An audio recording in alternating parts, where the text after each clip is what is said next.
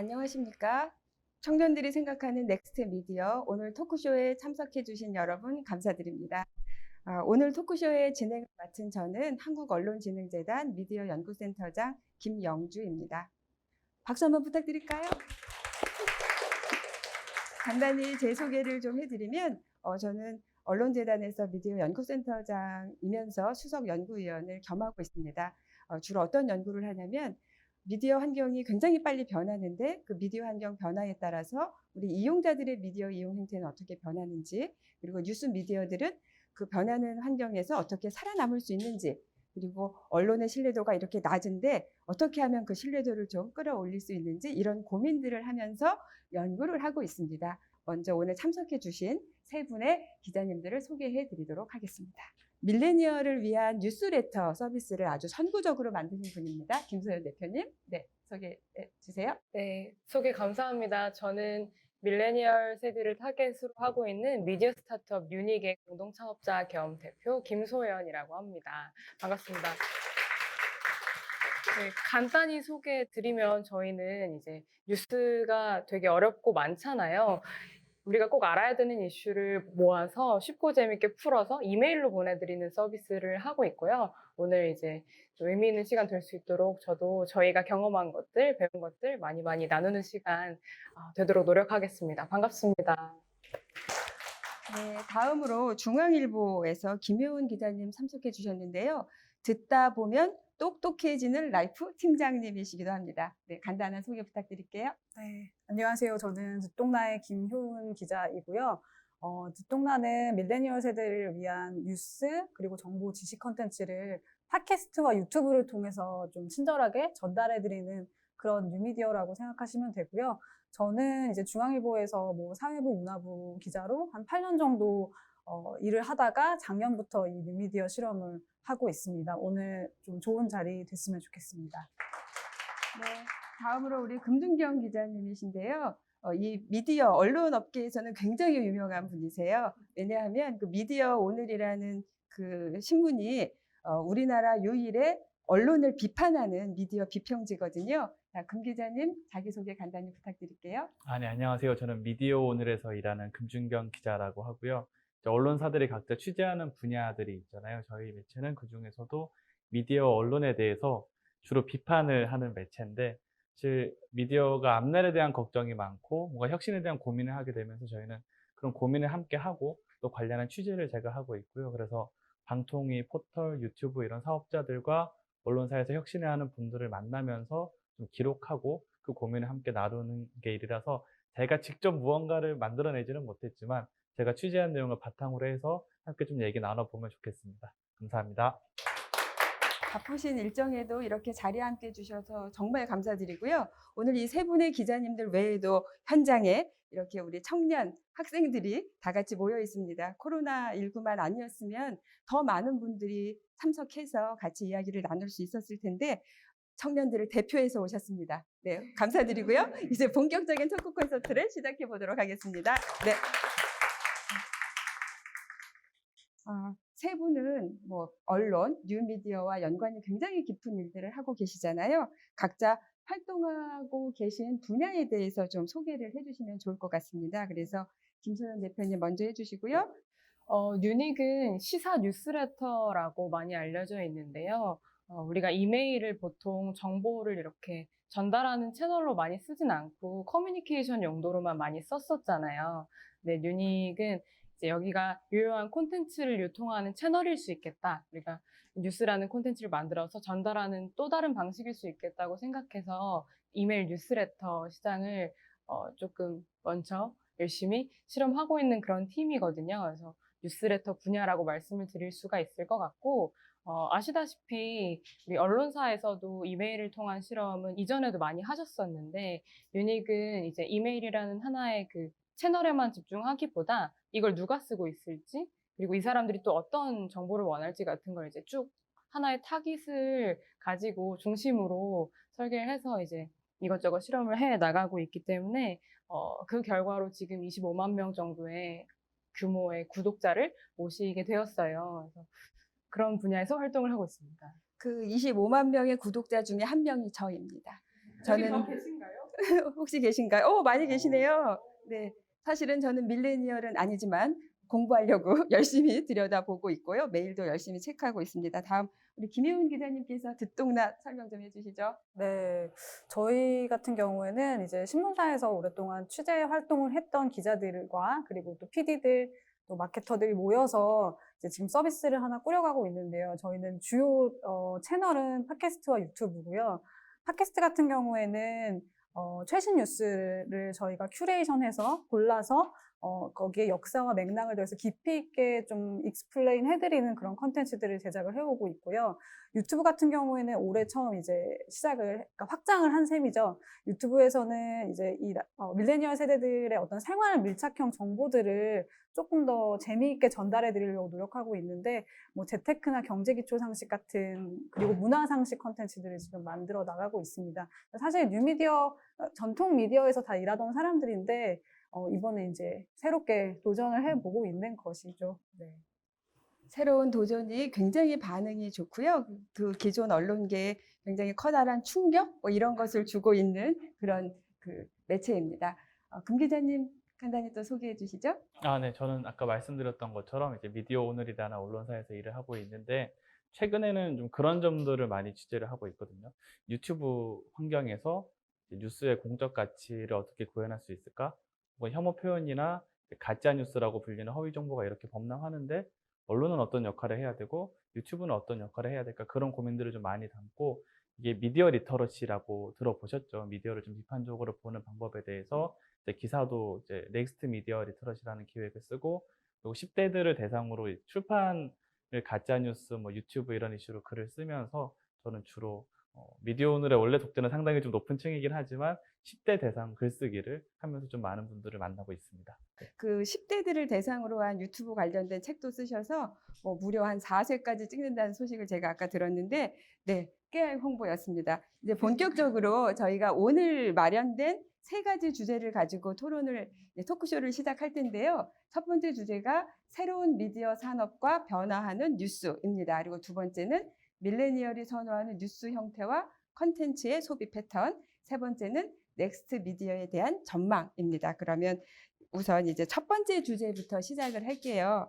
첫 번째 질문은 최근 떠오르고 있는 미디어 플랫폼, 넷플릭스나 왓챠나 웨이브, 유튜브와 같은 이런 새롭게 등장하고 있는, 그래서 아주 폭발적인 인기를 끌고 있는 이런 그 새로운 플랫폼들은 어떤 변화의 동력을 가지고 이렇게 성공할 수 있을까, 성공하고 있는 걸까? 네, 각자의 위치에서 느끼는 바를 좀 얘기해 주시면 좋을 것 같습니다.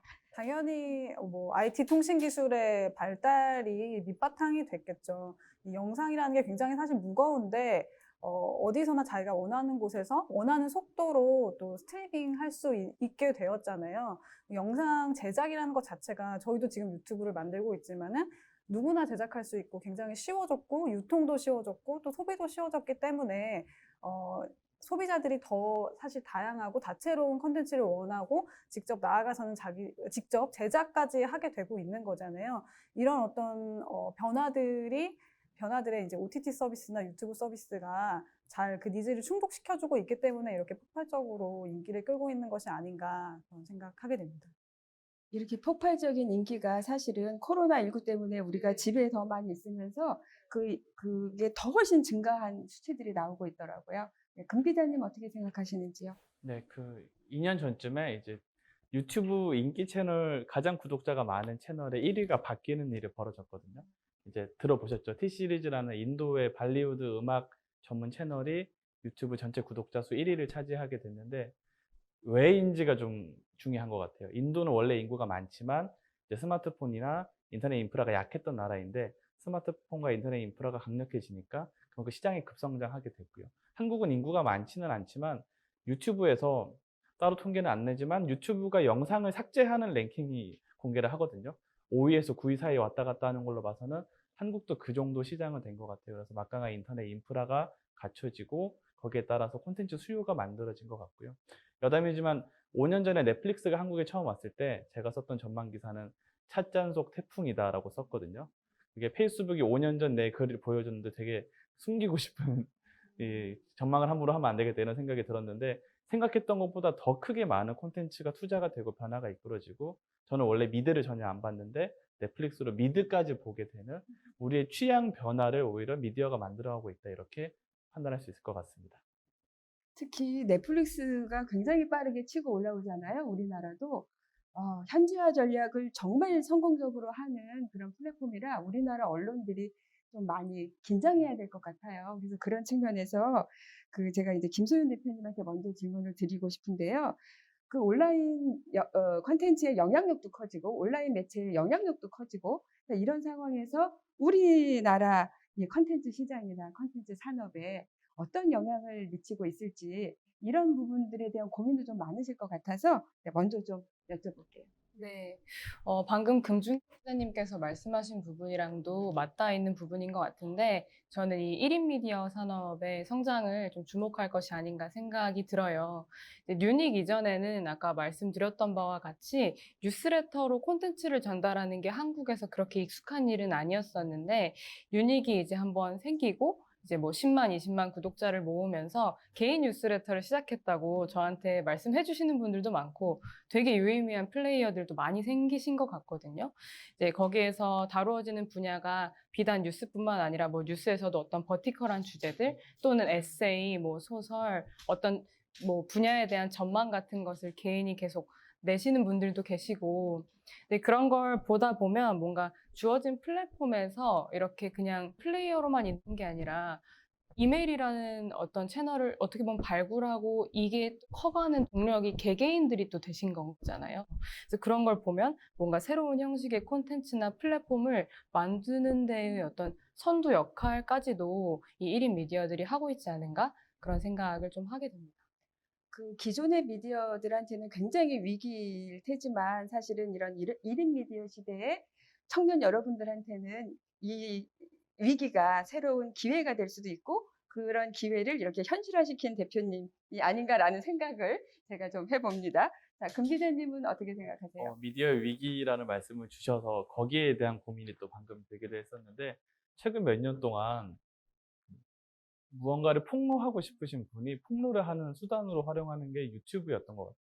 그리고 영화를 보면 야 우리가 뭘 알려야 돼 하면 기자회견을 열었는데 아무도 안 오거나 기자가 왔는데 기사가 안 나와서 시리에 빠지는 그런 영화의 클리셰가 있잖아요. 그래서 앞으로 이런 클리셰가 없어지지 않을까? 다들 아예 유튜브로 폭로를 하시고 기자들한테 메일을 보내요. 메일에는 유튜브 링크를 보내주세요. 되게 주객이 전도돼 있고 미디어가 패싱당하는 상황이라는 생각이 들기도 하고요. 이 전방위적인 방향이라는 거는 학교 교육은 물론이고 지금 우리가 하고 있는 강연이나 토크 같은 것도 원격으로 하게 됐고 또 네이버가 최근에 SM 엔터테인먼트에 1,000억 원대 투자를 했다고 하죠. 이제 공연, 뭐 전문가들의 콘텐츠, 강연 뿐만 아니라 이제 모든 삶들 우리 운동 하다못해 저는 아침에 머리 하는 법도 유튜브를 통해서 보는 분들이 많잖아요. 저도 조금 봤는데 그런 식의 변화들이 앞으로는 더 크게 일어나지 않을까 생각이 들었습니다. 오늘 유튜브 보고 머리하고 오셨습니다. 자, 김 기자님께 여쭤보고 싶은 건 지금 이제 앞에서도 말씀하셨지만 기존의 우리 지상파 TV 중심의 이런 것들은 더 이상 의미가 없어졌잖아요. 그리고 이제 듣동나 같은 경우도 유튜브 채널, 팟캐스트 이런 건데 그 부분에 대해서 좀 얘기를 해주세요. 네. 이제는 미디어 트렌드가 사실은 유튜브 같은 뉴미디어를 통해서 이제 처음에 시작이 되는 것 같고 이게 오히려 지상파로 거꾸로 넘어가는 형태의 그런 흐름이 보여지는 것 같아요. 뭐 예를 들어서 저희도 마찬가지고 또 유튜브 콘텐츠를 만들다가 사실 지상파로 넘어가는 뭐 문명특급 같은 제가 되게 좋아하는 채널도 지상파에서 얼마 전에 방송을 하기도 했던 것처럼 트렌드를 주도하고 있다라는 생각이 동시에 들고요. 사실 유튜브 제가 이제 그 코로나 이후에 유튜브가 어떤 변화가 있었는지에 대해서 최근에 인터뷰를 찾아보니까 그 유튜브 문화 트렌드 총괄께서 뭐라고 얘기했냐면은 나를 돌보는 영상들이 굉장히 화제가 되고 인기를 끌었다라는 말씀을 하시더라고요. 예를 들면 홈트나 또 여러분 아마 집에서 달고나 커피 만들어 보셨을 것 같은데 이런 콘텐츠들은 사실 그 지상파 미디어에서 사실 본 적이 없는 되게 특이한 콘텐츠이잖아요. 이런 정형화된 형식의 어떤 탈피한 그런 콘텐츠들이 새롭게 유튜브를 통해서 부상이 되고, 네, 이게 전방위적으로 확산이 된다라는 생각을 하게 됩니다. 네. 그리고 그런 콘텐츠를 전문적인 제작자들만 만드는 게 아니라 우리 모두가 만들어 나간다는 게 큰 변화인 것 같습니다. 이제 뉴스를 조금 옮겨와 볼게요. 뉴스를 옮겨와 보면 뉴스도 이런 새로운 플랫폼의 등장과 함께 뉴스의 포맷이라든가 뭐 전달 방식이라든가 뭐 이용자의 이용 행태들도 많이 변화하고 있을 텐데 새로운 뉴스 포맷이나 서비스 경향 이런 것들을 어떤 것들이 있는지를 좀 예시로 들어주시면 좋을 것 같은데 방금 말씀을 해주신 제가 김 기자님한테 먼저 여쭤보려고 하는 것이 네, 중앙일보가 종이신문으로 시작을 했고 지금 듣동라 같은 경우는 새로운 실험이잖아요. 그래서 양쪽을 다 계셨기 때문에 이 뉴스 포맷의 변화 설명을 잘 해주실 수 있을 것 같아요. 네. 중앙일보뿐만 아니라 이제 많은 레거시 미디어, 신문 미디어들이 이 디지털 트랜스포메이션을 지난 뭐 한 4, 5년간 이게 가장 중요한 가치로 이제 구호로 내세우고 전환을 해야 된다라는 이제 목표를 가지고 달려왔었거든요. 거기서 나온 게 이제 저희 같은 실험일 수도 있고, 그리고 이제 그 기존의 신문에서 만들던 그런 뉴스들을 어떻게 디지털에서 잘 전달할 것인가에 대한 굉장한 고민들이 있었는데, 그러니까 큰 본체의 고민인 거죠. 그 경우에는 사실은 컨텐츠를 만드는 방식뿐만 아니라 기자들의 일하는 방식까지, 그 일하는 문화까지 전부 다 바꿔야 되는 것이기 때문에 굉장히 진통이 컸어요. 지금도 그 진통을 계속 겪어 나가고 있고요. 이 혁신이 성공했다라고 말하기에는 아직은 하고 있는 진행 단계라는 생각이 들고요. 최근에 중앙일보 같은 경우에는 조직이 좀 분리가 됐어요. 그러니까 신문을 만드는 조직과 그 다음에 취재를 해서 기사를 쓰는 기자들의 조직이 분리가 돼서 이제 더 이상 기자들이 내 기사가 신문에 어떻게 나갈지 생각하지 않고 디지털상에 나갈 기사를 생각하고 기사를 쓰기 시작했거든요. 그러다 보니까 되게 다양한 형태의 기사들을 발굴하기 시작했어요. 예를 들면 데이터를 아름답게 시각화해서 만든 어떤 기사, 뭐 텍스트와 동영상이 이렇게 섞여 들어가 있는 어떤 그런 스페셜 기사 같은 거, 그리고 독자들이 직접 이렇게 참여할 수 있게끔 설문조사 형태의 어떤 기사, 이런 다양한 형식들을 지금 계속해서 발굴하고 실험하고 있는 단계에 있습니다. 아마 여기 오신 분들도 언론인을 꿈꾸는 분들이 계실 것 같은데 이제는 글만 잘 써서는 기자가 될 수 없는 시대인 것 같아요. 데이터도 잘 봐야 되고 시각화하는 데 있어서 이런 아이디어도 있어야 되고 그런 말씀을 좀 같이 전해주신 것 같습니다. 금 기자님 연결돼서 말씀해 주세요. 네네. 그 말씀 주셨던 것처럼 좀 시각화가 중점이 된 비주얼 인터랙티브 기사들이 최근 한 6, 7년 동안 계속 쏟아졌거든요. 근데 이 흐름을 보면 초창기 때는 봐, 우리가 이렇게까지 화려한 걸 만들었어라고 뭔가 자랑하는 듯한 콘텐츠가 많아서 막상 보면 스마트폰에서 구동이 잘 안 되고 막 버벅거리고 이런 경우가 많았는데 최근에 만들어지는 인터랙티브, 특히 최근에 인상적으로 봤던 게 동아일보에서 만든 증발이라는 이제 인터랙티브가 있는데 엄청 복잡하지 않아요. 딱 필요한 곳에 시각화의 포인트를 두는 좀 더 간결해지고 있는 점이 좀 발전하고 있는 모습인 것 같고요. 두 번째는 인터랙티브 기사지만 뭔가 참여를 할 수 있는 인터랙티브가 많아진 것 같아요. 경향신문에서 했던 나와 비슷한 독립운동가는 이런 검색을 해서 퀴즈를 풀고 뭔가 맞추는 경우도 있었고요. 중앙일보에서도 우리 동네 의회 살림이라고 해서 그 전 지역에 있는 지자체 의회들의 그 데이터들을 분석한 다음에 우리 동네를 입력하면 우리 동네에서 가장 의원들이 자주 가는 식당은 어디고 뭐 돈을 얼마나 썼고 이런 문제들을 잘 보여주거든요. 오히려 다른 언론사 기자들이 이거를 데이터를 바탕으로 기사를 쓸 정도로 뭔가 파급력을 주고 있어서 어쨌건 보다 간결해지고 참여를 할 수 있는 이런 뉴스가 좀 더 주목받고 있다는 생각이 들고요. 그다음에 아무래도 유닉을 빼놓을 수가 없겠죠. 뉴스레터로 뉴스를 전달한다는 게 기존에 있는 뉴스레터들은 그냥 기사들을 모아놓고 전달하는 느낌이었는데 나를 위한 뉴스레터, 뉴스레터를 위한 뉴스라는 게 유닉을 기점으로 한국에서 주목을 받고 사실 정말 많은 언론사들이 지금 아침마다 뉴스레터를 보내고 있거든요. 그런 영향까지 준 것 같습니다. 유닉이 뉴스레터 서비스를 시작하고 나서 지금 이제 우리나라의 기성의 큰 언론사들이 이 뉴스레터 서비스를 이제 막 시작하려고 하는데 결정적인 차이가 있더라고요. 어떤 차이냐면 제가 유닉의 뉴스레터를 본 순간 나한테 말을 걸고 있는 것 같다는 느낌을 받았어요. 물론 저 밀레니얼 아니고 밀레니얼을 아이로 둔 엄마인데 독자들한테 이렇게 말을 거는구나라는 생각이 들었는데 지금 기성 언론들이 내보내는 뉴스레터는 그냥 본인들 기사를 뉴스레터에 실어 보내는 거를 아직 뛰어넘지 못하고 있거든요. 자, 그런 입장에서 독자들에게 말을 거는 뉴스레터에 대해서 좀 소개를 해주세요. 네, 앞서 이제 두 기자님께서 뭔가 이 콘텐츠가 바뀌어온 그 결과에 대해서 좀 말씀을 해주셨다면 제가 좀 더 주목하고 싶은 부분은 그 콘텐츠가 만들어지는 메커니즘에 대한 건데요. 그러니까 무슨 말씀이냐면 유닉의 경우는 밀레니얼 세대라는 되게 명확한 타깃이 있는 콘텐츠를, 시사 콘텐츠를 만들고 있잖아요. 근데 이게 이전에 보편적인 독자를 상정하고 보편적으로 작성한 기사하고는 전혀 다른 맛을 내고 있다고 생각이 좀 들거든요.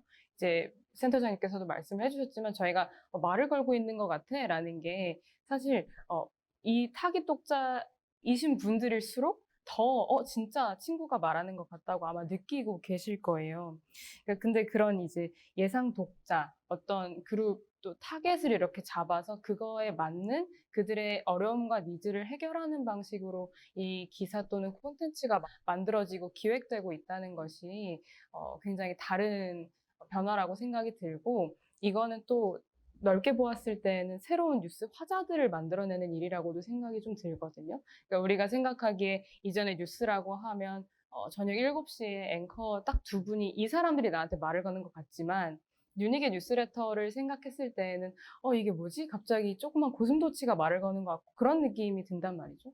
근데 제가 이제 유닉이라는 걸 만들 때 영향을 받았던 해외 많은 이메일 뉴스레터 기반의 뉴미디어를 봤을 때 어떤 여성 화자를 상정한 분도 사람이 아닌 화자를 상정한 분도 또는 너무 특정하게 워싱턴에 사는 50대 남성을 타깃하는 것까지도 좁혀 들어갔었단 말이죠. 근데 그만큼 듣는 사람과 말하는 사람이 뾰족해진 것 같다. 그런 얘기를 또 드려보고 싶었습니다.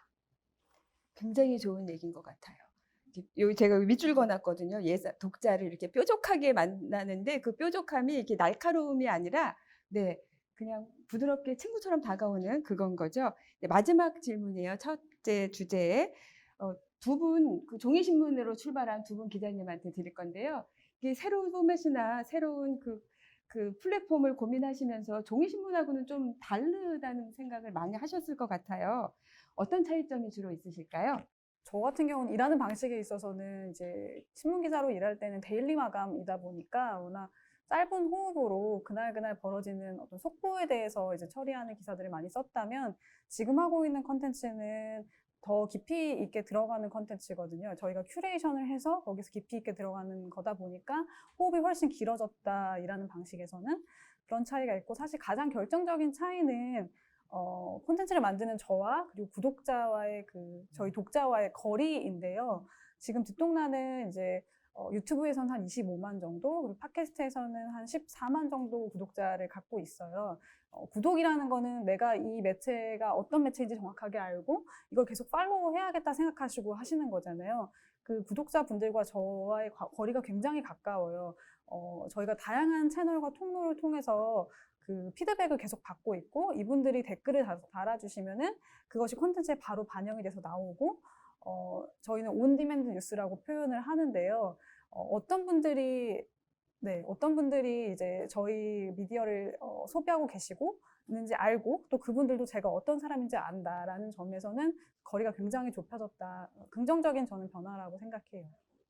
결정적인 차이이자 긍정적인 변화 같고요. 네, 금 기자님. 네. 제가 직접 뭔가를 해본 건 대체로 잘 안 된 경우도 많긴 한데 그중에 잘 된 거를 말씀을 드리자면 카카오의 1분이라는 플랫폼이 있죠. 우리가 카카오나 포털 다음에서 뉴스는 아닌데 블로그도 아닌 것 같은 걸 볼 때 그게 1분이라는 플랫폼인데, 저희가 거기에 미디어 오늘이 아닌 다른 서브 브랜드로 제가 콘텐츠를 만들면서 언론사의 오보가 왜 발생하는지를 다뤘던 게 거의 조회수가 100만 정도가 나오더라고요. 근데 미디어 오늘에서는 다른 신문사도 마찬가지겠지만 아무리 조회수가 잘 나와도 10만 넘기기도 되게 힘들거든요. 왜 이렇게 잘 나왔을까라는 고민을 했을 때 일단은 도입 부분에 미드의 뉴스룸의 한 장면이 있어요. 이 언론사에서 오보를 낼 수 있는데 이 뉴스 진행하는 분이 우리가 확인 안 했으니까 쓰지 말자라고 해서 다른 데는 다 썼는데 여기만 안 썼지만 결과적으로 여기가 옳았던 그런 장면들을 통해서 전달하는 내용인데 조금 고통스럽기도 해요. 그런 상황을 보면 왜 우리는 매일 쓰는 뉴스가 있는데 이거는 몇만 분 안 보시는데 포털이나 이런 데서 거기에 맞게 뭔가를 만들었더니 왜 이렇게 많이 보실까, 그런 고민을 하고 다른 혁신 사례들을 보면 일단은 시작부터 좀 다른 것 같아요. 처음에 도입을 할 때 기존의 뉴스는 우리가 배운 대로 아무리 재밌게 써도 독자들은 그게 재미없다고 느낄 수밖에 없는 형식을 갖추고 있는데 1분이나 이런 데서 먹히는 콘텐츠는 대부분 뭔가 공감 혹은 분노, 관심, 애정 이런 걸 불러일으킬 수 있고 페이스북만 보더라도 친구를 막 태그를 거실 때가 있잖아요. 그러니까 친구를 태그 거실 만한 콘텐츠를 저희가 못 만들고 있었다라는 고민이 들기도 했고 두 번째는 맥락인데 저희 특성상 아침마다 제가 신문을 매일 봐요. 그 종합일간지 9곳을 매일 보는데 제가 잘 모르는 경제 분야가 나오면 잘 모르겠더라고요. 어제 뉴스를 안 보니까 오늘 뉴스가 무슨 말인지 모르겠어요. 그러니까 뉴스라는 게 매일매일 단편적으로 쏟아지는데 과연 어제 MBN 영업정지 의결이 있었는데 이 과정을 모르고 어제 뉴스만 보면 이게 왜 벌어진 거지? 어떤 문제가 있는 거지? 그런 걸 전혀 나타내주지 못해서 맥락이 빠져있는 뉴스의 한계가 너무 크다는 느낌이 들고 지금 뉴스, 유닉도 마찬가지지만 이런 걸 소구하는 분들은 쉽게 정리해 줄 뿐더러 풍부한 맥락을 담고 있다는 점에서 종이 신문과는 큰 차이가 있었던 것 같습니다. 지금 금 기자님께서 말씀하신 주제는 저희의 두 번째 주제랑 자연스럽게 연결이 되는 주제고요. 지금까지 한 내용을 가지고 첫 번째 주제에 대한 토크는 마치려고 해요. 기술도 변하고 플랫폼도 변하고 서비스도 변하고 뉴스도 변한다. 그리고 그 변화의 중심에 밀레니얼이 있다. 오늘 첫 번째 주제는 이것으로 마무리하겠습니다.